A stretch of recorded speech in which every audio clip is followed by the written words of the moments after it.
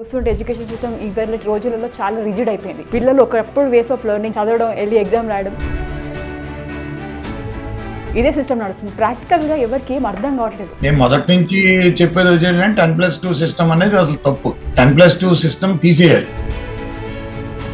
తీసేసి ఆ 10+2 దాంట్లో innovation schools, vision schools, leadership schools, ఆ innovation schools, vision schools, leadership schools అనే 3 రకాలు పెట్టి చెప్పినట్టుగా ఇప్పుడు 10+2 తీసేస్తే మటుకు ఎంటైర్ కంట్రీలో మొత్తం పెడగాగి చేంజ్ చేయాల్సి వస్తుంది కదా సార్. అంటే ఇప్పుడు స్టేట్ స్టడీగా ఉన్నాయంటే మరి ఏ మెకానిజం అంటే ఇప్పుడు స్టేట్ అంటే సెంట్రల్ లో వాళ్ళు పాలసీ నేషనల్ ఎడ్యుకేషన్ ప్రోగ్రామ్ పెట్టారు కాబట్టి డిఫరెంట్ ఏజెన్సీస్ ఉన్నాయి. ఏజెన్సీ స్టేట్ గవర్నమెంట్ తో కోఆర్డినేట్ చేసుకుని ప్రతి స్టేట్ గవర్నమెంట్ తో చేయాలి. అది నేషనల్ ఎడ్యుకేషన్ పాలసీ అంటే అలాగే చేయాలి. మొత్తం దేశం అంతా ఒక రకంగానే ఉండాలి. కానీ ఈ ఎడ్యుకేషన్ పాలసీ 2020 ఏదైతే ఉందో స్టూడెంట్ ఓవర్ బర్డెన్ కాదు సార్ అన్ని సబ్జెక్ట్స్ నేర్చుకోవడం. బర్డెన్ కాదని నేను దాన్ని మొదటి నుంచి ఎన్ఈపీ నేషనల్ ఎడ్యుకేషన్ పాలసీని నేను పెద్దగా సమర్థించలేదు. నేను చెప్పింది మొదటి నుంచి చెప్పింది 10+2 తీసేయండి, vision schools, innovation school, leadership schools start చేయండి. అండ్ ఈవెన్ సర్టన్ కేటగిరీస్లో ఇంటర్వ్యూస్ కానీ ఎంట్రన్స్ ఎగ్జామ్స్ కానీ పెడుతున్నారు. అది ఎందుకు పెడుతున్నారు? బేసికలీ బికాస్ స్టూడెంట్కి నాలెడ్జ్ ఉండదు. అప్పుడు ఎంట్రన్స్ ఎగ్జామ్ రాసేంత నాలెడ్జ్ ఉండదు. ఆ రకంగా చూస్తే సివిల్ సర్వీసెస్ కూడా అంతే కదమ్మా. అన్ని రకాలు నేను చెప్పింది ఈవెన్ సెంట్రల్ గవర్నమెంట్ కి నేను చెప్పింది భారత ఐఏఎస్ సివిల్ సర్వీసెస్ ని తీసేయండి, మీరు యూనియన్ పబ్లిక్ సర్వీస్ కమిషన్ అవసరం లేదు. సివిల్ సర్వీస్ తీసేసి BAS పెట్టండి, Bharat administrative services, institute of Bharat administrative service ని ఎస్టాబ్లిష్ చేయండి. అవుట్ సైడ్ కంట్రీస్ వాళ్ళ ఎడ్యుకేషన్ సిస్టమ్ వేరు, యాక్చువల్లీ మన ఇండియన్ సిస్టమ్. సో మీరు మనకి కంపేర్ చేసుకుంటే బయట దేశానికి ఎడ్యుకేషన్ సిస్టమ్ కంపేర్ చేసుకుంటే ఎక్కడ మనం ల్యాక్ అవుతున్నాం అంటారు? ఒక స్టూడెంట్ యొక్క అతని యొక్క ఆసక్తి అనాసక్తి అనే పదానికి తేడా తెలియకుండా మనం ఏం చేస్తున్నాం అంటే ఇచ్చేస్తున్నాం. ఒక స్టూడెంట్ ఏ మీద ఫోకస్ చేస్తాడు, దేన్ని చేయగలడు అనేది మనం ఈక్వేట్ చేయలేకపోతున్నాం. అది పట్టుకోలేకపోతున్నాం. తల్లిదండ్రులు పట్టుకోవాలి, అంతేగాని తల్లిదండ్రుల మీద రుద్దేసి మీరు ఇదే ఫాలో అవ్వండి, ఇది చేయండి అంటే అది కరెక్ట్ కాదు. పిల్లలకి ఈ రోజు అందరికీ అన్నీ తెలిసిపోతున్నాయి. అంటే they are very smart enough to operate any gadget, computers కానీ స్మార్ట్ ఫోన్స్ కానీ అన్ని చిన్నప్పటి నుంచే స్టార్ట్ చేస్తున్నారు. మీ సైడ్ నుంచి ఒకవేళ స్టూడెంట్స్కి మెసేజ్ ఇవ్వాలంటే ఏం మెసేజ్ ఇస్తారు సార్? ఓన్లీ ఫర్ స్టూడెంట్స్ చాలా పవర్ఫుల్ స్టూడెంట్స్ అమ్మా. నేను చెప్పాను కదా, mind power of Indians is very very very power. అది మైండ్ పవర్ ఉంది. పిల్లల్ని మనం ఏం చెప్పడానికి లేదు, ఎందుకంటే వాళ్ళకి ఒకటే చెప్పేది ఏంటంటే వాళ్ళకి గైడెన్స్, విజ్ఞానవంతులుగా తీర్చిదిద్దే బాధ్యత తల్లిదండ్రులు. ఫస్ట్ 15 ఏళ్ళు, 16 ఏళ్ళు, 18 ఏళ్ళు తల్లిదండ్రుల దగ్గరే ఉంటారు వాళ్ళు. సో జనరలీ మీరు స్టూడెంట్కి ఇచ్చే మెసేజ్ ఏంటి సార్? ఒకవేళ టాప్ పొజిషన్లో మీలాగా వెళ్ళాలి అంటే స్టూడెంట్కి మీరు ఇచ్చే సిన్సియర్ మెసేజ్ ఏంటి సార్? స్టూడెంట్కి చెప్పేది ఒకటేమ్మా, 7,300 రోజుల్లో 3,650 రోజులు చాలా ఇంపార్టెంట్. 10వ ఏడాది నుంచి మీరు 20 ఏడాది వరకు 3,650 రోజులు చాలా కష్టపడండి. ఇది జీవితానికి సంబంధించింది. గవర్నమెంట్ ఇంప్లిమెంట్ చేయాలంటే మీరు చెప్పే కొన్ని సజెషన్స్? నేను చెప్పేది అదే, నేను చాలా స్పష్టంగా చెప్పాను. విజన్, ఇన్నోవేషన్, లీడర్షిప్ స్కూల్స్ మీదే వెళ్ళాలి. నేను అది కరెక్ట్ అనుకుంటాను. నమస్కారం, వెల్కమ్ టు అదాన్. ఇవాళ special episode on current education system. మనకి ఇప్పటి వరకు ట్రెడిషనల్ వేస్ ఆఫ్ లెర్నింగ్లోనే ఎడ్యుకేషన్ అనేది కొనసాగింది. మనం ఎట్లా అంటే 10th తర్వాత 10+2 అని ఈ ప్రొసీజర్లో స్టూడెంట్స్ ఎంతవరకు నేర్చుకున్నా కూడా లేకపోతే బట్టో ఎగ్జామ్స్ రాసిస్తున్నారు. అది కరెక్ట్ వే ఆఫ్ లెర్నింగా? మన ఇండియాలోనే ఆ పద్ధతి ఉందా? బయట కంట్రీస్లో ఎందుకు సక్సెస్ రేషియో ఎక్కువ ఉంది? Because they depend more on practical way of learning. So education policy ఏదైతే 2020 నేషనల్ ఎడ్యుకేషన్ పాలసీ 2020లో గవర్నమెంట్ ఏదైతే పాలసీ ఇంట్రడ్యూస్ చేసిందో that is more of holistic ways of learning. అది కరెంట్లీ ఎంతవరకు అమల్లోకి వచ్చింది? దాని గురించి మాట్లాడడానికి ఇండస్ట్రీ ఎక్స్పర్ట్ GVR శాస్త్రి గారు మనతో ఉన్నారు. So let's welcome him. నమస్కారం సార్. నమస్కారం. Thank you so much for all your time sir. So ఇవాళ special episode on education system. Current ఇండియాలో ఎడ్యుకేషన్ సిస్టమ్ ఎలా నడుస్తుందండి? ఎందుకంటే చూస్తుంటే ఎడ్యుకేషన్ సిస్టమ్ ఇవాళ రోజులలో చాలా రిజిడ్ అయిపోయింది. పిల్లలు ఒకప్పుడు వేస్ ఆఫ్ లెర్నింగ్ చదవడం, వెళ్ళి ఎగ్జామ్ రాయడం, ఇదే సిస్టమ్ నడుస్తుంది. ప్రాక్టికల్గా ఎవరికి ఏం అర్థం కావట్లేదు. వాళ్ళు రేపు వెళ్ళి ఎక్కడ ఇంప్లిమెంట్ చేద్దామంటే డిఫరెంట్ సినారియో అయిపోయింది. సో మీరు చెప్పండి, కరెంట్ ఎడ్యుకేషన్ సిస్టమ్ ఇండియాలో ఎలా ఉంది? ఎలాంటి మార్పులు రావాలంటారు సార్? అంటే ఇప్పుడు మనకి ఏమైందంటే టెక్నాలజికల్ డెవలప్మెంట్, ఇన్ఫ్రాస్ట్రక్చర్ డెవలప్మెంట్ భారతదేశానికి మరి అది మనం ఎలా చూడాలంటే అది కష్టమో నష్టమో తెలియదు, కానీ technological developments and infrastructure development simultaneous గా జరుగుతున్నాయి. అంటే ఇన్ఫ్రాస్ట్రక్చర్ డెవలప్మెంట్ మనం యాక్సెప్ట్ చేసి మనం ఎదరికెళ్తున్నాం. టెక్నాలజికల్ డెవలప్మెంట్స్ అనేది గ్లోబల్ సినారియోలో ఎమర్జ్ అవుతుంది, దాన్ని అడాప్ట్ చేస్తున్నాం. అందులో మన వాళ్ళు కూడా ఉన్నారు ఇన్వెన్షన్లో. సో దానికి ఏంటంటే ఏ రకంగా దాన్ని మనం ఎడ్యుకేషన్ సిస్టమ్ని ఏర్పాటు చేసుకోవాలనేది ఒక పెద్ద మీమాంసే. అది రిఫార్మ్స్ అనేది ఏంటంటే కాంప్రహెన్సివ్ రిఫార్మ్స్ జరగాలి. ఆ కాంప్రహెన్సివ్ రిఫార్మ్స్ లేకపోవడం అనేది చాలా ఇబ్బంది. నేను మొదటి నుంచి చెప్పేది ఏంటంటే 10+2 సిస్టమ్ అనేది అసలు తప్పు. 10+2 సిస్టమ్ తీసేయాలి. తీసేసి ఆ 10+2 దాంట్లో innovation schools, vision schools, leadership schools. ఆ innovation schools, vision schools, leadership schools అనే 3 రకాలు పెట్టి, ఎవరైతే ఇన్నోవేషన్ అంటే ఈ ఇంజనీరింగ్, ఎవరైతే ఇంజనీరింగ్ ఏ రకమైన ఇంజనీరింగ్ సబ్జెక్ట్ అయినా, ఆర్టిఫిషియల్ ఇంటెలిజెన్స్ అయినా, ఐటీ అయినా, కెమికల్ అయినా, సివిల్ సర్వీస్ అయినా, ఏదైనా సరే దానికి బెస్ట్ ఇదే ఏది ఈ విషయమే కరెక్ట్. So innovation schools. ఇంకా విజనరీ స్కూల్స్ అంటే మెడికల్, సైన్స్, రీసెర్చ్ కి సంబంధించిందంతా విజనరీ స్కూల్స్కి వెళ్తాయి. ఇంకా లీడర్షిప్ స్కూల్స్ అంటే ఇంకా కథమా సబ్జెక్ట్ సంబంధించి arts, commerce, fine arts, management, law, economics అన్ని కూడా లీడర్షిప్ ప్రోగ్రామ్కి వెళ్తాయి. సో ఈ రకంగా ఇన్నోవేషన్, విజన్, లీడర్షిప్ స్కూల్స్ వేసి ఎంబీఏ అనేది 10th అయిన తర్వాత మీకు ఏంటంటే పవర్ ఆఫ్ మైండ్ పవర్ అనేది మన ఇండియన్స్ కి చాలా పవర్ఫుల్. స్టాన్ఫోర్డ్ లోనూ ఒక డిపార్ట్మెంట్ ఉంది, స్టాన్ఫోర్డ్ యూనివర్సిటీలో. ఆ డిపార్ట్మెంట్ లో ఏంటంటే వాళ్ళు మైండ్ పవర్ ని ఇవాల్యుయేట్ చేస్తారు. ఆ మైండ్ పవర్ ఇవాల్యుయేషన్ లో ఏమవుతుంది, India was first. Indian students mind చాలా powerful mind. Power of speech and communication, లో power of analysis, power of thinking and thought process లో మన ఇండియన్ ఉన్న ఇది ఎవరికి లేదు. ఈవెన్ జపనీస్ కూడా మన తర్వాతే. మనది 10కి 10 అయితే జపనీస్ 7. సో అంత డిఫరెన్స్ ఉంది. సో మనం ఏంటంటే మనకు అంత జ్ఞానం, పరిజ్ఞానం మనం ఏంటంటే మన ఈ వేదాలు పుట్టిన భూమి మీద ఉన్నాం కాబట్టి మన తల్లిదండ్రులు, ఎందుకంటానంటే మన తల్లిదండ్రుల ద్వారా అలవర్చుకోవాల్సిన జ్ఞానం, విజ్ఞానం, నాలెడ్జ్ అండ్ విజ్డమ్. తల్లిదండ్రుల ద్వారా విజ్ఞానం వస్తుంది. జ్ఞానం ఎక్కడి నుంచి వస్తుంది? చదువులు గురువు గారి దగ్గర నుంచి, లేదా మన స్కూల్స్ నుంచి వస్తుంది. ఆ విజ్ఞానం అనేది మన నడవడిక. మనం ఏ రకంగా నడవాలి, ఏ రకంగా చూడాలి, ఏ రకంగా మాట్లాడాలి, ఏ రకంగా ఆలోచించాలి, దాన్ని ఇంకోళ్ళకి ఎలా సహాయపడాలి, ఎన్నో రకాల మన యొక్క నడవడికి సంబంధించిన ప్రతి అడుగు ఏ రకంగా వేయాలనేది ఆ మార్గదర్శనం, ఆ చూపు, ఆ ముందు చూపు ఇచ్చేది తల్లిదండ్రులు. మన లైఫ్ చూస్తే 1 నుంచి 20 ఏళ్ళు అంటే 7,300 రోజులు. ఆ 7,300 రోజుల ప్రాయం తల్లిదండ్రుల ప్రాయం. ఆ 10-15 ఏళ్లలో చూస్తాం. అందుకని అంటే ఎప్పుడైతే మనం ఇది ఏమైందంటే ఈ టెక్నాలజికల్ డెవలప్మెంట్స్ రావడం వల్ల తల్లిదండ్రులకి టెక్నాలజీ కూడా యాడ్ అయింది. జ్ఞానం, పరిజ్ఞానం, సాంకేతికత, knowledge, wisdom and technology. So knowledge, wisdom, technology 3 కలవడం వల్ల ఏమైంది, దాని వల్లనే ఈ పిల్లలకి తెలివితేటలు ఇంకా అమోఘంగా, వాళ్ళు ప్రతి విషయాన్ని క్షుణ్ణంగా తెలుసుకోగలుగుతున్నారు. మునుపు అలా ఉండేది కాదు. కానీ ఇప్పుడు ప్రతి విషయాన్ని క్షుణ్ణంగా తెలుసుకునే ఆ మేధా సంపత్తిగా వీళ్ళకి ఉంది. తెలుసుకోవాలన్న తపన వీళ్ళకి వచ్చింది. వాళ్ళకి ఆ అవసరాన్ని బట్టి ఆ టెక్నాలజీ ద్వారా, ఇంటర్నెట్ ద్వారా వాళ్ళు అన్ని చూడొచ్చు, వాళ్ళు అన్ని తెలుసుకోవచ్చు. ఆ అవకాశం వాళ్ళకి చిక్కింది. సో దీని మూలాన ఏమైంది, ఆ సిస్టమ్ మనం ఏమైంది, ఏ సిస్టమ్ మనం అలవరుచుకోవాలనే దాన్ని సందిగ్ధం. మనం 1947 ఫాలో అయిపోతున్నాం. అది తప్పది. అది బ్రిటిషర్స్ పాలసీ, ఇదే లేబర్ పాలసీ. వాళ్ళ థాట్ ప్రాసెస్ ఏంటంటే మనకి లేబర్ పాలసీ.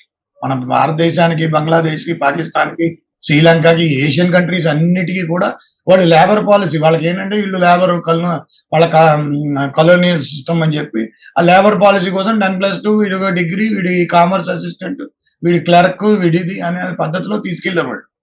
వాళ్ళకి తగ్గట్టుగా వాళ్ళు ఏర్పాటు చేసుకున్నారు. సో అది కరెక్ట్ కాదు ఆ పద్ధతి. నేను అందుకే 10+2 తర్వాత వాడికి ఇన్నోవేషన్, విజన్, లీడర్షిప్ స్కూల్స్ రావాలి.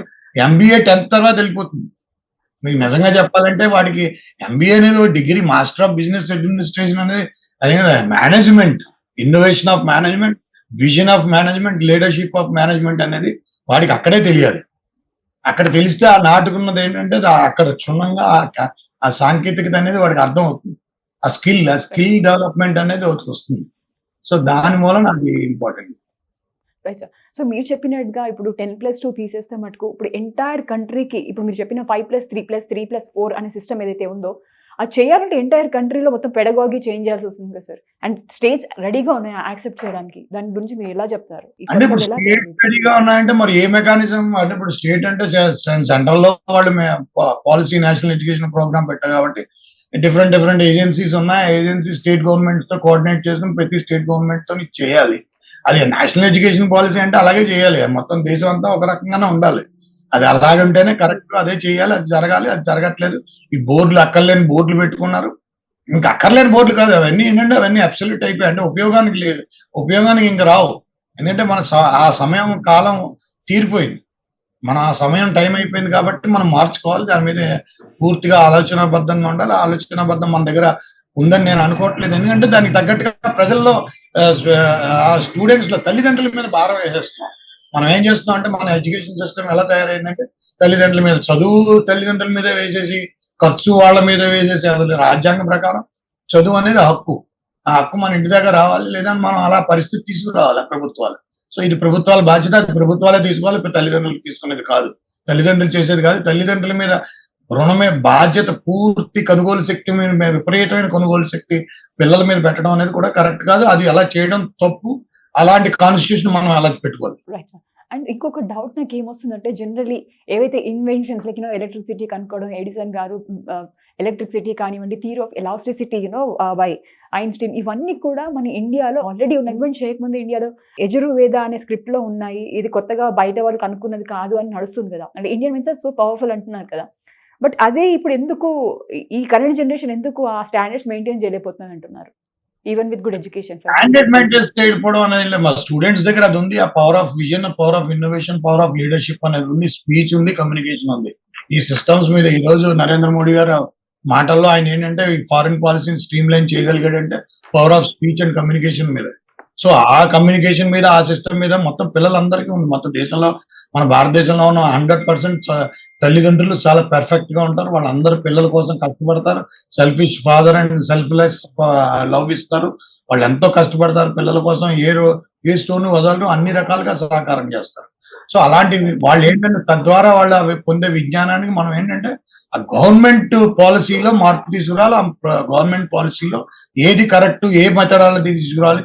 5+3+3+4 అనేది కరెక్ట్ కాదు. ఎందుకంటే ఇప్పుడున్న పరిస్థితుల్లో 16 ఏళ్ళు 18 ఏళ్ళకి నేషనల్ ప్రొడక్టివిటీలోకి పిల్లవాడు వచ్చేయాలి. పిల్ల వాళ్ళు ఏంటంటే వాళ్ళు ప్రొడక్టివిటీలోకి వచ్చేయాలి. ఆ జీడిపి విధానానికి వచ్చేయాలి. ఆర్థిక వ్యవస్థకి వాళ్ళు స్వావలంబనకు వచ్చేయాలి. ఆ స్వావలంబనలో వస్తే తల్లిదండ్రులకి చేయిటి ఇచ్చిన వాళ్ళు అవుతారు. ఎంతో కష్టపడతారు తల్లిదండ్రులు. సో అది వాళ్ళకి తల్లిదండ్రులకి చేయిటి ఇచ్చిన వాళ్ళు అవుతారు. సో అది చాలా ఇంపార్టెంట్. సో ఆ రకమైన రాజ్యాంగాన్ని మనం నిర్మించుకున్నాం. దానికి తగ్గట్టుగానే వెళ్ళాలి. అండ్ ఇంకొకటి ఏంటంటే జనరల్లీ 10th క్లాస్ తర్వాత మనం +2 కానీ అయితే 11th 12th క్లాసెస్ లో మనము సడన్ స్పెషలైజేషన్ పెంచుకుంటాము.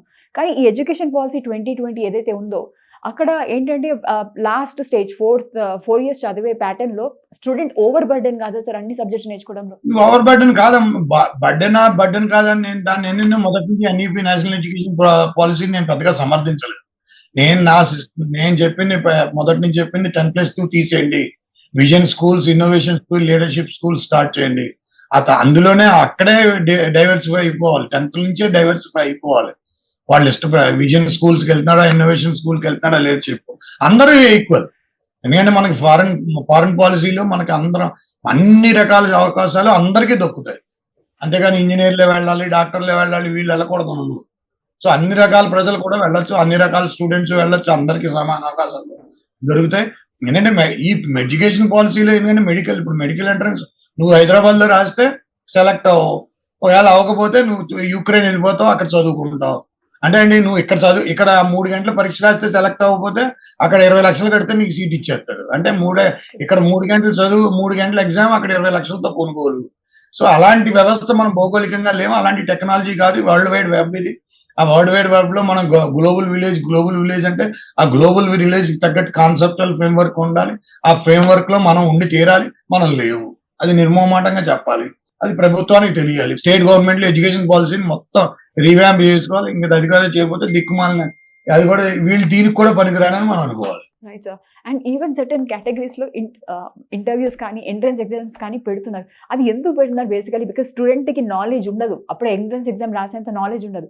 అది దేనికి సంకేతం సార్ ఎంట్రన్స్ ఎగ్జామ్? అలా ఆ రకంగా చూస్తే సివిల్ సర్వీసెస్ కూడా అంతే కదమ్మా. అన్ని రకాల నేను చెప్పింది ఈవెన్ సెంట్రల్ గవర్నమెంట్ నేను చెప్పింది భారత ఐఏఎస్ సివిల్ సర్వీసెస్ తీసేయండి, మీరు యూనియన్ పబ్లిక్ సర్వీస్ కమిషన్ అవసరం లేదు. సివిల్ సర్వీస్ తీసేసి బిఏఎస్ పెట్టండి, Bharat administrative services, institute of Bharat administrative service ని ఎస్టాబ్లిష్ చేయండి. మొత్తం దేశం అంతా క్యాంపసెస్ ఎలా సెలెక్ట్ చేయండి. ఆ రకంగా టెక్నోక్రాట్స్ అండ్ ఇది రెండు రకాలుగాను వాళ్ళు బయటికి రావాలి. అంతే తప్పితే ఇప్పుడు ఐఏఎస్ టెక్నోక్రాట్స్ గా కొన్న వాళ్ళు ఎవరు లేరు, పెద్దగా లేరు. సో వెళ్లే కొద్దీ టెక్నోక్రాట్స్ రూల్ వెళ్తుంది. నేను వాళ్ళ విధానం, ఎందుకంటే టెక్నాలజీ రూత్లెస్, టెక్నాలజీ అడాప్షన్ అనేది చాలా ఇంపార్టెంట్ అయిపోయింది. పాలసీల్లో టెక్నాలజీ ఆ వైవిధ్యం కనబడాలి, ఆ ఆధునికత కనబడాలి, ఆ లీడర్షిప్ కనబడాలి, ఆ ఇన్నోవేషన్ కనబడాలి, ఆ లీడర్షిప్ కనబడాలి. అవేం కనబట్టలేదు ఆ పాలసీలో. ఇప్పుడు మనం ఎక్కడ ఉన్నామంటే ఈ ప్రజలకు అందుతుందా, ఈ ప్రజలకు అందట్లేదా, వీళ్ళకి అందుతుంది, వీళ్ళ అణగారిన వాళ్ళు వీళ్ళు ఇది అని మనం అనుకుంటున్నాం. కానీ మొత్తం powerful policy can address everything. మీరు మన్మోహన్ సింగ్ ఎందుకు పోగడం? ఆయన ఏమన్నాడు? పనికి ఆహార పథకం అన్నాడు, మధ్యాహ్నం భోజన పథకం అన్నాడు. పిల్లలకేమో మధ్యాహ్నం భోజన పథకం, తల్లిదండ్రికేమో పనికి ఆహార పథకం పెట్టాడు. సో కొనుగోలు శక్తి. సో అలా ఇంటిగ్రేట్ చేస్తే ఎంతో మంది 3 కోట్ల మంది పిల్లలు బడికి వెళ్ళారు. ఆయన ఈ 2 పథకాల ఇంటిగ్రేషన్ వల్ల 3 కోట్ల మంది పిల్లల మంది వెళ్ళారంటే 6 కోట్ల మందికి ఉపాధి కల్పించాం. ఎందుకంటే ఒక ప్రతి పిల్లాడికి తల్లిదండ్రులు ఉంటే 6 కోట్ల మంది తల్లిదండ్రులకి మనం ఇది ఇచ్చాం, ఇద్దరు పేరెంట్స్ కి 3 కోట్ల మంది పిల్లల్ని స్కూల్కి పంపించగలిగాం. అది కదా అలాంటి policy. Power of the policy frame work అనేది చాలా ఇంపార్టెంట్ వర్క్. సో అలాంటిది నేను అడ్వకేట్ చేసేది ఏంటంటే ఐ క్లియర్లీ సెడ్ అండ్ నేను రాసింది కూడా ఇదే. వాళ్ళకి ఇండియన్ అడ్మినిస్ట్రేటివ్ సర్వీస్ కాదు, Bharat administrative service, institute of Bharat administrative service establish చేయండి. భారత్ అడ్మినిస్ట్రేటివ్ సర్వీస్ లో అందరినీ భారత్ బిఏఎస్ కానీ ట్రీట్ చేయండి. ఐపీఎస్లు ఐఏఎస్లు ఈ రకంగా డివైడ్ చేయకండి, అందరూ బిఏఎస్లే. BAS can do perform SP, BAS can perform collector, BAS can perform anything. అందులోనే చేయండి తప్పితే అలాంటిది ఒక వ్యక్తి ఇలా కాదు అనేది పద్ధతి చేయకండి. ట్రైనింగ్ అందరూ చేయొచ్చు, పెద్ద ఏముంది. అదేం ట్రైనింగ్ 3.5 ఏళ్ళు ట్రైనింగ్ పెట్టండి, అవన్నీ మార్చొచ్చు, ఆ సిస్టమ్స్ అన్ని మార్చొచ్చు, అదేం ఇబ్బంది కాదు. దీనివన్నీ రిఫార్మ్స్ లోకి వెళ్తాయి. రిఫార్మ్స్ చేయాలి, ఆ రిఫార్మ్స్ ఇంప్లిమెంట్ చేసుకోవాలి. ఎన్నో దేశాలు వెళ్తున్నాయి కదా, ఎన్నో దేశాలు నడుపుతున్నాయి కదా. ఈ బ్రిటిష్ కల్లోనియల్ సిస్టమ్ మీద మనం వెళ్ళవలసిన అవసరం ఏంటి? వాడి ఇన్నోవేషన్ కరెక్ట్ కాదని నేను అనుకుంటాను. వాళ్ళకి ఏం చేత కాదు. జనరల్ డ్రైయర్ 4,000 బుల్లెట్లు వేస్ట్ చేసి నా ఎంతమందిని చంపేశాడు. అని ఏమని అడిగారు? నువ్వు 4,000 బుల్లెట్లు వేస్ట్ చేసేవరా అన్నారు. అంతేగాని నువ్వు కరెక్ట్ చేసావు తప్పు చేసావు అని చెప్పలా. తర్వాత తీసేశారు అనుకోండి, డిపార్ట్మెంటల్ గా అతను బయటికి తీసేశారు, అది వేరే విషయం. జనరల్ డ్రైయర్ చేసింది. నేను చెప్పేది ఏంటంటే మీరు రిఫార్మ్స్ ని స్పెసిఫిక్ గా భారతదేశం యొక్క ఔన్నత్యానికి, భారతదేశం యొక్క భౌగోళికను దృష్టిలో పెట్టుకుని అతని యొక్క వ్యక్తిత్వానికి, విలువలకి, తల్లిదండ్రుల యొక్క విజ్ఞానానికి, ఇతని యొక్క జ్ఞానానికి సంబంధించి ఇవన్నీ కలగలిపిన విధానం మనం రాయాలి. ఆ విధానం, ఆ policy powerful policy has to be done. అది జరగాలి. వచ్చే 2-3 ఏళ్లలో జరిగి తీరుతుంది, జరగాలి. రైట్. అంటే మీరు చెప్తున్నారు అవుట్ సైడ్ కంట్రీస్ వాళ్ళ ఎడ్యుకేషన్ సిస్టమ్ వేరు, యాక్చువల్లీ మన ఇండియన్ సిస్టమ్. సో మీరు మనకి కంపేర్ చేసుకుంటే, బయట దేశానికి ఎడ్యుకేషన్ సిస్టమ్ కంపేర్ చేసుకుంటే ఎక్కడ మనం ల్యాక్ అవుతున్నాం అంటారు? అంటే మనకేంటంటే ఒక స్టూడెంట్ యొక్క అతని యొక్క ఆసక్తి అనాసక్తి అనే పదానికి తేడా తెలియకుండా మనం ఏం చేస్తున్నాం అంటే ఇచ్చేస్తున్నాం. ఒక స్టూడెంట్ ఏ మీద ఫోకస్ చేస్తాడు, దేన్ని చేయగలడు అనేది మనం ఈక్వేట్ చేయలేకపోతున్నాం, అది పట్టుకోలేకపోతున్నాం. తల్లిదండ్రులు పట్టుకోవాలి, అంతేగాని తల్లిదండ్రుల మీద రుద్దేసి మీరు ఇదే ఫాలో అవ్వండి, ఇది చేయండి అంటే అది కరెక్ట్ కాదు. ప్రభుత్వాలు స్పష్టమైన నీతితో ఉండాలి. పిల్లలందరినీ పౌరులుగా తీర్చిదిద్దే బాధ్యత ప్రభుత్వం, తల్లిదండ్రులు కాదు. తల్లిదండ్రులు ఏంటంటే వాళ్ళ విజ్ఞానం, వాళ్ళని క్రమశిక్షణలో పెట్టి విజ్ఞానవంతులుగా తీర్చిదిద్దడంలో తల్లిదండ్రుల పాత్ర, వాళ్ళని ప్రతిభావంతులైన పౌరులుగా తెచ్చవలసిన బాధ్యత ప్రభుత్వాలు. ఆ ప్రభుత్వాన్ని, అందులో కేంద్ర ప్రభుత్వాన్ని, రాష్ట్ర ప్రభుత్వాన్ని టుగెదర్ రెస్పాన్సిబుల్. రైట్. ఇప్పుడు మీరు చెప్తున్నట్టు సెంట్రల్ గవర్నమెంట్, స్టేట్ గవర్నమెంట్ కూడా మాట్లాడుతున్నారు కదా, అంటే సిలబస్ అంతా కూడా ఒకటే సిలబస్ ఉండాలనుకుంటా కదా మొత్తం. సిలబస్ అలా కాదమ్మా, ఇంటిగ్రిటీ. ఇప్పుడు మీరు పాలసీ రాస్తే సిలబస్ దగ్గరికి వెళ్తాం. అసలు పాలసీ దిక్కుమాలి పాలసీ లేనప్పుడు ఇంక సిలబస్ మాట్లాడిపోయినా ఇలా మైండ్ మెదడు మోకాళ్ళలో ఉంటాయి. ఇలా మైండ్ అన్ని మెదడు మోకాళ్ళలో ఉంటాయి. వీళ్ళకి ఏమైనా చెప్పినా అర్థం అవుతుంది. ఎందుకంటే వీళ్ళు చదువుకుని ఏం రాలేదు, నెత్తి మీద వెంట్రుకలు ఉండవు, ఆలోచన విధానం లేదు, ఎందుకు చేస్తున్నావో తెలియదు, ఎందుకు రాస్తున్నావో తెలియదు. ఇప్పుడు పిల్లాడు అడిగాడు అనుకో, ఇప్పుడు నేను ఎక్కడైనా లెక్చర్ ఇస్తున్నప్పుడు నేను మొన్న ఒరిస్సాలో 14,000 మంది ఆడపిల్లలను ఒకే తాటి మీద చూశాను. చూస్తుంటే నాకే ఇదేసింది, ఏంది ఇంతమంది, వాళ్ళ power of communication, power of speech చూస్తుంటే నాకే ఆశ్చర్యం వేసింది. అక్కడి నుంచి ఏఐ నుంచి నాగేశ్వర రెడ్డి గారు కూడా వచ్చాడు. సో నాకు అర్థమైంది ఏంటంటే అంత ఇబ్బంది, అంత పెద్ద విధానంలో ఉన్నప్పుడు మనం ఎటువంటిది మనం ఏంటంటే పౌరుల్ని బాధ్యతగా తీర్చిదిద్దుతాం అనే ఒక పద్ధతి మీద గవర్నమెంట్లు అసలు ఆలోచన కూడా పెట్టలేకపోవడం, ఆలోచన తీసుకురాకపోవడం. ఆలోచన తెచ్చుకోవాలి, అది అలా చేయాలి. తల్లిదండ్రి మీద కొనుగోలు శక్తితో ఆడుకోవడం, చదువుని ఆడిపించడం అనేది నా దృష్టిలో క్రైమ్. పిల్లలు చదువుకోవడం వరకు బాధ్యత అయితే, వాళ్ళని విజ్ఞానవంతులుగా తీర్చడం బాధ్యత, వాళ్ళందరూ వాళ్ళు జ్ఞానం సంపాదించడం బాధ్యత అనుకుంటే, వాళ్ళని విజ్ఞానవంతులుగా తీర్చడం తల్లిదండ్రుల పాత్ర అయితే, ప్రభుత్వం ఖర్చు, ఆ కొనుగోలు శక్తి అంతా భరించే శక్తి ప్రభుత్వాన్ని అయి ఉండాలి. ఓకే. అంటే మీరు చెప్తున్నారు కదా కొనుగోలు శక్తి గురించి మాట్లాడినప్పుడు, ఎందుకంటే మన ఇండియాలో ఎస్పెషల్లీ డిఫరెంట్ స్కూల్స్ ఉన్నాయి సార్. ఒక్కటనిగా సిబిఎస్ఈకి, స్టేట్‌కి కానీ నేను చెప్పట్లే కాన్స్టిట్యూషన్ లో education, health, education, transportation, communication, ఈ 4 మనం తిరిగి ఇచ్చేయాలి. ప్రజల నుంచి వసూలు చేసింది ప్రజలకు తిరిగి ఈ 4 రూపంలో ఇచ్చేయాలి. వీళ్ళు అలా ఇవ్వట్లా. వీళ్ళు ఏం చేస్తున్నారు, మొత్తం కథమని న్యాచురల్ రిసోర్సెస్ అన్నిటినీ వాళ్ళకి కాంపిటెన్సీ, క్యాపబిలిటీ, క్రెడిబిలిటీ, ఈ 3 సిద్ధాంతాల మీద ఆ సహజ వనరుల్ని సద్వినియోగంలోకి తీసుకొచ్చి, మానవ వనరుల్ని, సహజ వనరుల్ని కలిపి వాటికి ఆర్థిక వనరులుగా మార్చి, ఆ ఆర్థిక వనరుల్ని పుష్కలంగా చేయడంలో మన competency, as a prime minister, as a president, as a chief minister మన కాంపిటెన్సీ ఉంటుంది. అది చెప్పాలి, అది చేసి. అంతేగాని మీరు ఇంత ఫీజు కట్టండి, ఇదేంటి ఫీజులు కట్టడం ఏంటి, మీ ఎగ్జామ్ ఫీజు ఏంటి, సిగ్గుండాలి ఈ దేశానికి. ఎగ్జామ్ ఫీజా? ఎగ్జామ్ ఫీజు ఏంటి, దేనికి ఎగ్జామ్ ఫీజు, ఎవరికి ఫీజు ఇది? తల్లిదండ్రులు ప్రతి దానికి ట్యాక్స్ కడతారు కదా, ఇంకా ఎగ్జామ్ ఫీజు ఏంటి? కొనుగోలు శక్తి అనేది బాధ్యత కేంద్ర ప్రభుత్వాన్నైనా రాష్ట్ర ప్రభుత్వాన్నైనా ప్రతిభావంతులైన పౌరులుగా తీర్చిదిద్దవలసిన బాధ్యత ప్రభుత్వానిది. అంటే ప్రతిభావంతులుగా వాళ్ళకి కావాల్సిన ఇన్ఫ్రాస్ట్రక్చర్, టెక్నాలజీ సపోర్టు మొత్తం క్రియేట్ చేసి ఫ్రీగా ఇవ్వాల్సిన బాధ్యత కేంద్ర రాష్ట్ర ప్రభుత్వాలది. ఉత్తమ పౌరులుగా తీర్చిదిద్దాల్సిన బాధ్యత వాళ్ళది. విజ్ఞానవంతులు అంటే విజ్ఞానం వరకు, విజ్డమ్ వరకు వాళ్ళని విజ్ఞానవంతులుగా తీర్చవలసిన బాధ్యత తల్లిదండ్రులది. సో ఆ చదువుకునే వాళ్ళది ఏంటంటే వాళ్ళు జ్ఞానవంతులుగా తీర్చిదిద్దుకునే బాధ్యత వాళ్ళది. అంటే పిల్లల్ని జ్ఞానవంతులు అంటే నాలెడ్జ్ నేర్చుకోవడం, విజ్ఞానవంతులుగా తల్లిదండ్రులు తీరిస్తే ఉత్తమ పౌరులుగా గవర్నమెంట్ తీర్చిదిద్దాలి. ఇది 3 రకాల పనులు జరగాలి.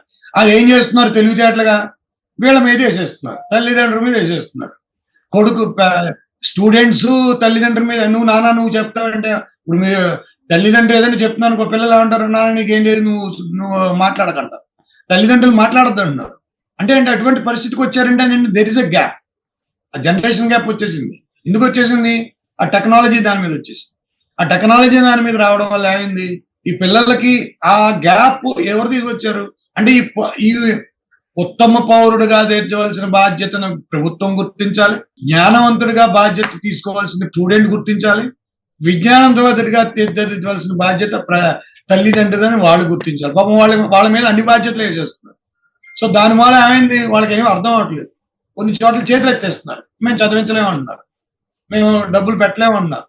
అలాంటి పరిస్థితి ఎందుకు తీసుకొస్తున్నాం, అది నేను అడిగాను. ఆ ప్రశ్న, అది ఫండమెంటల్ క్వశ్చన్. అండ్ ఒకవేళ జనరలీ పిల్లలకి ఈ రోజు అందరికీ అన్ని తెలిసిపోతున్నాయి. అంటే they are very smart enough to operate any gadget, computers కానీ, స్మార్ట్ ఫోన్స్ కానీ అన్ని చిన్నప్పటి నుంచే స్టార్ట్ చేస్తున్నారు. మీ సైడ్ నుంచి ఒకవేళ స్టూడెంట్స్కి మెసేజ్ ఇవ్వాలంటే ఏం మెసేజ్ ఇస్తారు సార్, ఓన్లీ ఫర్ స్టూడెంట్స్ చాలా పవర్ఫుల్ స్టూడెంట్స్ అమ్మా. నేను చెప్పాను కదా, mind power of Indians is very very very power. అది మైండ్ పవర్ ఉంది. పిల్లల్ని మనం ఏం చెప్పడానికి లేదు, ఎందుకంటే వాళ్ళకి ఒకటే చెప్పేది ఏంటంటే, వాళ్ళకి గైడెన్స్, విజ్ఞానవంతులుగా తీర్చిదిద్దే బాధ్యత తల్లిదండ్రులు. ఫస్ట్ 15 ఏళ్ళు, 16 ఏళ్ళు, 18 ఏళ్ళు తల్లిదండ్రుల దగ్గరే ఉంటారు. వాళ్ళ తల్లిదండ్రుల యొక్క మార్గదర్శనం, ప్రతి అడుగు, ప్రతి విధానం, ప్రతి మాట, ప్రతి రూపం, వాళ్ళకి ఆ రూపకల్పన చేసుకుంటారు. ఆ రూపకల్పన అంతా తల్లిదండ్రులు సహకరిస్తారు. దాని వలన సమాజంలో ఎలా మెలగాలి, సో ఎక్కడ ఎలా మెలగాలి, ఎక్కడ ఎలా మాట్లాడాలి, ఏం చేయాలి, ఏం చేయకూడదు, మనకేముంది, మనకి ఎలా మన ఎబిలిటీని ఏ రకంగా మార్చుకోవాలి, ఏ కేపబిలిటీని ఎలా తీసుకెళ్ళాలి, ఇవన్నీ ఆలోచించాలి పిల్లలే కదా. అవును సార్. సో పిల్లలకి ఇవన్నీ వస్తాయంటే ఆ తల్లిదండ్రుల ద్వారానే సంక్రమిస్తాయి. పిల్లలకి చెప్పేది, పిల్లలకి టెక్నాలజీ వస్తుంది, అది ఆ పాలసీ ఈ దిక్కుమాల గవర్నమెంట్ చేయాలి, చేసి తీరాలి. ఈ స్టేట్ గవర్నమెంట్లు, పర్టికులర్గా ఈ స్టేట్ గవర్నమెంట్ వీళ్ళు చేసి తీరాలి. అండ్ ఈవెన్ ఏఐ అనే సబ్జెక్ట్ ఫర్ ఎగ్జాంపుల్ అది వరల్డ్ ఆర్టిఫిషియల్ ఇంటెలిజెన్స్ చెప్పాను కదా, artificial intelligence very very powerful అని, అందుకని ఇన్నోవేషన్ స్కూల్స్ అన్నాను. మనం ఏంటంటే మనం ప్రపంచాన్ని సాధించవచ్చు, మనకున్న నాలెడ్జ్, జ్ఞానం సముదాయంతో, ఆ జ్ఞానం పరిజ్ఞానంతో ప్రపంచాన్ని. Artificial intelligence is gonna be ruthless. అది ఆ రూత్లెస్ మనం మనమే అడాప్ట్ చేయగలం.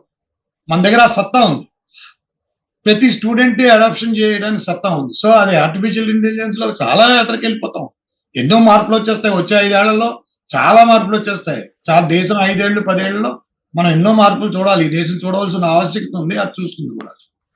మీరు అన్నట్టుగా ఆర్టిఫిషియల్ ఇంటెలిజెన్స్ మాట్లాడినప్పుడు చాట్ జీపీటీ అనే టూల్, ఫర్ ఎగ్జాంపుల్ స్టూడెంట్కి ఏమైనా ప్రాజెక్ట్ చేయమని ఇస్తే వాళ్ళు చాట్ జీపీటీలో చాట్ జీపీటీలో టైప్ చేసేస్తే మొత్తం ఫార్మాట్ అంత ఇచ్చేస్తుంది. అంటే పిల్లడు అక్కడ ఫెయిల్ అవుతున్నాడు కదా sir, is not learning, is just mugging up. అది తీసుకొచ్చి ప్రాజెక్ట్ వర్క్ అని సబ్మిట్ చేస్తున్నాడు. ఈవెన్ అది నెగిటివ్ కూడా వెళ్తుంది. అంటే దాని యొక్క క్రియేటివిటీని అర్థం చేసుకోవాల్సిన కెపాసిటీ, కాన్ఫిడెన్స్ మన ఈ పిల్లల దగ్గర ఉంది. అదేదో ఇచ్చేస్తోంది అని అర్థం చేసుకోకండి. ఏంటంటే అది ఇస్తే దాన్ని బేస్ చేసుకుని అది గైడెన్స్ ఇస్తుంది, ఇది ఇలాగా, దాని మీద క్రియేటివిటీని పిల్లలు డెవలప్ చేసుకోవాలి. అది చెప్పాల్సింది ఒక గురువులా చెప్పాల్సిన బాధ్యత మాకుంటుంది. సో అది మేము చెప్పాలి, అది పిల్లాడికి చెప్పాల్సింది టీచర్లు. ఇగో ఇది ఈ ఫార్మెట్ వచ్చింది, లేకపోతే ఈ ఈ రకంగా దారి కనబడుతుంది అంటే ఆ దారిని ఈ రకంగా చేయొచ్చు అని మీరు చెప్పాలి, అది గురువులు చెప్పాలి. అంతే తప్ప దాన్ని ఆ రకంగా తీసుకోవడం కరెక్ట్ కాదు. పిల్లాడికి ఈ రకంగా వస్తే ఇంక వాడు ఏమేమి ఉపయోగిస్తాడని. కానీ అలాంటి పరిస్థితులు రాకుండా చూసుకోవాల్సిన బాధ్యత టీచర్లకి ట్రైనింగ్ ఇవ్వాలి. టీచర్లకి ఎంతో training, updated training every year జరగాలి. ఎవ్రీ ఇయర్ ట్రైనింగ్ ప్రోగ్రామ్స్ ఎక్కడ ఉన్నాయి? మీరు అసలు నేషనల్ టీచింగ్ పాలసీ లేదు, నేషనల్ ఎడ్యుకేషన్ పాలసీలు ఉన్నాయి, టీచింగ్ పాలసీ వస్తుంది. టీచింగ్ పాలసీ ద్వారా సిలబస్ పాలసీ వస్తుంది. ఇవన్నీ సిస్టమాటిక్ యాక్టివిటీస్. ఎంత ఫ్లో చార్ట్ అమ్మా, ఈ ఫ్లో చార్ట్ లో అన్ని evaluation of exams, evaluation conducting exams, ఇవన్నీ ఏ పుస్తకాలు తీసుకెళ్ళాలి, ఏ పుస్తకాలు చదవాలి, ఏ సిస్టమ్ పెట్టాలి, ఏ సిస్టమ్ పెట్టకూడదు, ఏ కేటగిరీ పెట్టాలి, ఏ కేటగిరీ పెట్టుకుని, ఇవన్నీ ఆలోచన నేషనల్ ఎడ్యుకేషన్ పాలసీలోకి వచ్చేస్తాయి ఇవన్నీ. సో ఇవన్నీ అక్కడ పాలసీ, మెయిన్ పాలసీ కరెక్ట్ గా ఉంటే కర్మ అన్ని లైన్లో వెళ్ళిపోతాయి. సార్ మీరు ఎగ్జామ్స్ గురించి మాట్లాడుతుంటే ఇప్పుడు ఫర్ ఎగ్జాంపుల్ అకాడమిక్ ఇయర్ అయిపోయాక కొంతమంది స్టూడెంట్స్ ఫెయిల్ అయిపోయారు అనుకోండి, వాళ్ళు వెళ్ళి సూసైడ్ లాగా వెళ్తున్నారు. ఈ సిస్టమ్ కరెక్టే అంటారా మీరు? ఎగ్జామ్స్ పెట్టడం, ఒక స్టూడెంట్ సూసైడ్ చేసుకున్నాడంటే దిక్కుమాల గవర్నమెంట్ అని. ఒక స్టూడెంట్ సూసైడ్ చేసుకోవాల్సిన ఎగ్జామ్ పాస్ ఫెయిల్ అనేది ఉండదు.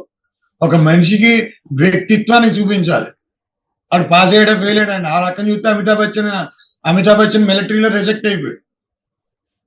అమితాబ్ బచ్చన్ మిలిటరీ ఎంట్రన్స్ ఎగ్జామ్కి వెళ్తే రిజెక్ట్ అయిపోయాడు. ఇప్పుడు సూపర్ స్టార్ రాష్ట్రపతి ఆర్ వెంకటరామన్ గారు మిలిటరీ సెలక్షన్కి వెళ్ళాడు. ఆయన్ని మిలిటరీ సెలక్షన్ అవ్వలేదు, ఆయన సుప్రీం కమాండర్ అయ్యాడు. Supreme commander of the armed forces అయిపోయాడు. సో అంచేత ఏంటంటే ఒక వ్యక్తికి ఈ సిస్టమ్ లో ఫెయిల్ అయ్యే విధం కాదు.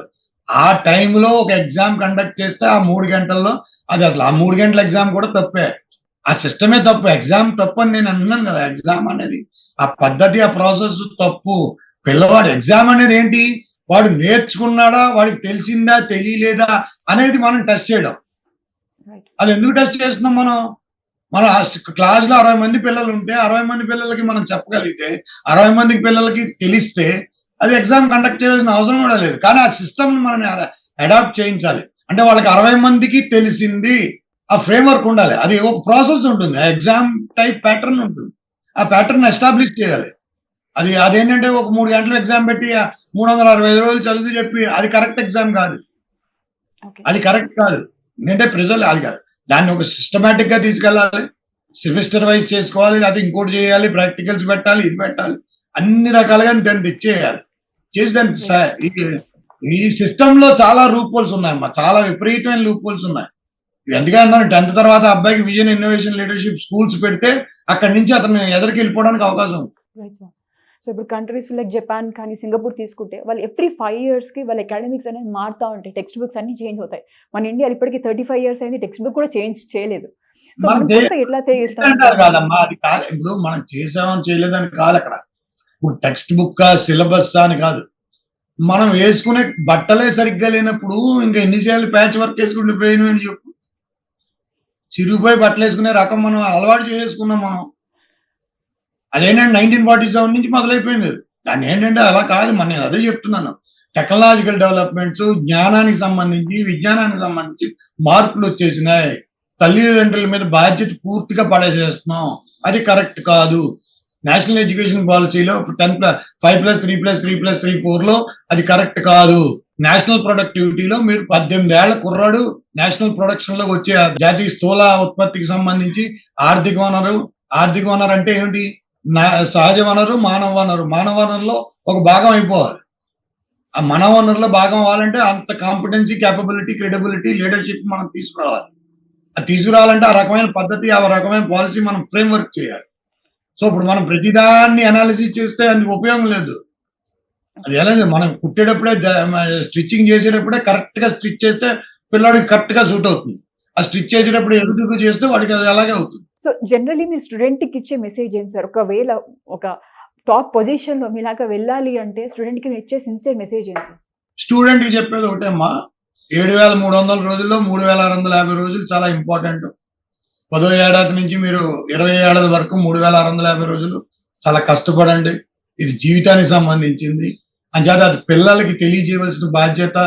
జ్ఞానవంతులుగా వాళ్ళని తీర్చిదిద్దుకుంటే విజ్ఞానవంతులుగా తెచ్చవలసిన బాధ్యత తల్లిదండ్రులకి. ఆ విజ్ఞానంలో జ్ఞానం కూడా ఉంటుంది. ఆ జ్ఞానం వీళ్ళ దగ్గర నుంచే రావాలి. అందులో ఒకటి పిల్లలకు తెలియజేయవలసింది ఏంటంటే, పాస్ ఫెయిల్ అవ్వడం వల్ల మన జీవితానికి పెద్ద ఇచ్చిన ఇబ్బంది ఏమి ఉండదు.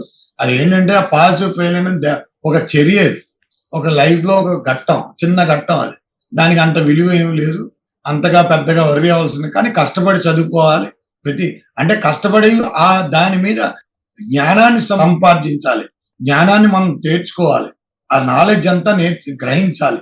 ఆ పాఠాలు 12 ఒక టెక్స్ట్ బుక్ లో 12 చాప్టర్లు ఉన్నాయంటే పూర్తిగా సంగ్రహిస్తే మీరు ఇంకో పుస్తకం రాసేయచ్చు. ఆ రకమైన నాలెడ్జ్ నేర్చుకోవాలి. ఒక పుస్తకం రాసిన తర్వాత ఇంకో పుస్తకం చదువుకోవాల్సిన అవసరం లేదు. ఎందుకంటే మనం దాని మీద అవగాహనతో ఇంకో పుస్తకం రాయాలన్న తపన చేయాలి. అలాంటి పాలసీ, ఆ విధానాన్ని పిల్లలకి నేను చెప్పేది ఒకటే అమ్మా, సూసైడ్ చేసుకోవడాలు, మార్కులు తక్కువ వచ్చాయి, ర్యాంకులు తక్కువ వచ్చాయి, దీనివల్ల ఉపయోగం లేదు, నష్టం లేదు, లాభం లేదు. దీనివల్ల ఏమీ లేదు, శుద్ధ వేస్ట్. ఇదేంటంటే నేను మన పౌరుడికి, ప్రతి స్టూడెంట్ కి చెప్పేది అంటే, ఒక పౌరుడలా మీరు ఈ దేశానికి, ఈ సమాజానికి, మీకు, ఈ ఫ్యామిలీకి, ఈ నలుగురికి సేవ చేయవలసిన ధర్మం మీద వస్తుంది. ఆ ధర్మం చేసే అంత విలువలతో కూడిన, నైతికతతో కూడిన జ్ఞానం అంటే నాలెడ్జ్ అండ్ విజ్డమ్ ని గ్రహించడానికి మీరు ముందుకెళ్ళండి. ఏదైనా చిన్న చిన్న లోపాలు జరిగి ఫెయిల్ అయినా, పాస్ అయినా పెద్దగా పట్టించుకోవాల్సిన అవసరం అయితే లేదు. Great sir. And one more final message to the government. ఒకవేళ గవర్నమెంట్ ఇంప్లిమెంట్ చేయాలంటే మీరు చెప్పే కొన్ని సజెషన్స్. నేను చెప్పేది అదే, నేను చాలా స్పష్టంగా చెప్పాను. విజన్, ఇన్నోవేషన్, లీడర్షిప్ స్కూల్స్ మీదే వెళ్ళాలి. నేను అది కరెక్ట్ అనుకుంటాను. ఎందుకంటే నేను దాని మీద రాశాను. డిబేట్ చేయమనండి, లేదా డిస్కస్ చేయమనండి, ఏదైనా చేయమనండి. ఇదే ఈ పద్ధతిని. ఎందుకంటే మన డెవలపింగ్ నేషన్ లో నేను ఎకనామిక్స్ ని కూడా ఆలోచించి కొనుగోలు శక్తి, ఎందుకంటే తల్లిదండ్రుల మీద బాధ్యత పడిపోయింది. పూర్తి బాధ్యత తల్లిదండ్రుల మీద వచ్చింది. ఎట్టి పరిస్థితుల్లో ఇది జరగడానికి వీల్లేదు. ఇది పూర్తి తప్పు, ఇది కరెక్ట్ కాదు. ప్రభుత్వాల బాధ్యత. ఉత్తమ పౌరుడిగా తీర్చిదిద్దే బాధ్యత ప్రభుత్వాలది. దానికి అయ్యే ఖర్చు భరించవలసిన బాధ్యత ప్రభుత్వాలది. తల్లిదండ్రులుగా విజ్ఞానవంతులుగా వాళ్ళ విజ్డమ్ ని షేర్ చేయాలి పర్ఫెక్ట్ గా. ఉత్తమ పౌరుల్లో విజ్ఞానవంతుడు అనేది చాలా ఇంపార్టెంట్. జ్ఞానవంతుడిగా తీర్చుకోవాల్సిన బాధ్యత పిల్లలది. ఇది సంగతి. Great sir. It was really nice interview sir. మాకు చాలా ఇన్ఫర్మేషన్ దొరికింది మీ వల్ల. Thank you so much for all your precious time. Thank you so much sir.